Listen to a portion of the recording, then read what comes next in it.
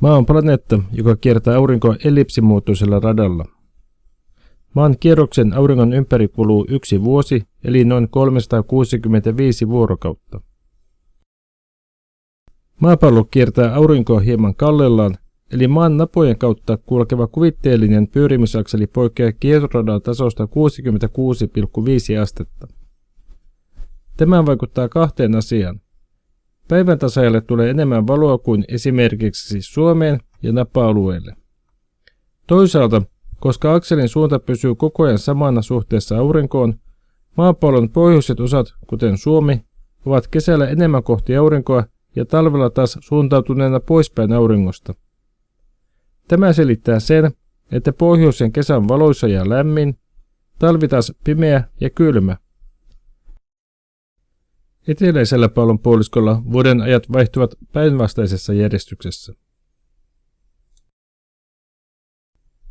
Kesäpäivän seisauksena, eli juhannuksena kesäkuun 21.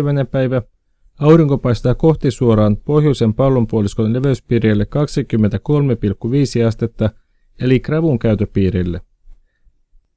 Tällöin kesäpäivän seisauksena päivä on pohjoisella pallonpuoliskolla pisimmillään, ja pohjoisella napapiirillä sekä sen pohjoispuolella vietetään yötöntä yötä.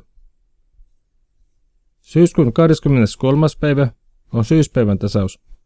Aurinko paistaa tällöin kohti suoraan päivän tasaajalle ja päivä on yhtä pitkä kaikkialla maapallolla. Talvipäivän seisaus on joulukuun 22. päivä. Tällöin aurinko paistaa kohti suoraan eteläisen pallonpuoliskon leveyspiirille 23,5 astetta, eli kaurin kääntöpiirille. Päivä on lyhyimmillään pohjoisella pallonpuoliskolla. Kevätpäivän tasausta vietetään maaliskuun 21. päivä. Aurinko paistaa tällöin kohti suoraan zenitistä päivän tasaajalle, ja syyspäivän tasauksen tavoin päivä ja yö ovat yhtä pitkiä kaikkialla maapallolla. Koska valon määrä ja säteilyenergian määrä vaihtelee vuoden eri aikoina Euroopassa, täällä havaitaan vuoden aikojen selvä vaihtelu, kuten kuvan alppimaisemassa. Vasemmanpuoleisessa kuvassa on kesä. Kasvit pystyvät yhteyttämään, koska on valoa ja lämpöä. Oikeanpuoleinen kuva on talvella, se on kasvien lepoaikaa. Edellä todettiin jo, että päivän tasaajalle tulee enemmän valoa kuin esimerkiksi Suomen ja napa-alueelle. Navoilla auringon säteilyn tulokulma on pieni ja se levittäytyy laajemmalle alueelle.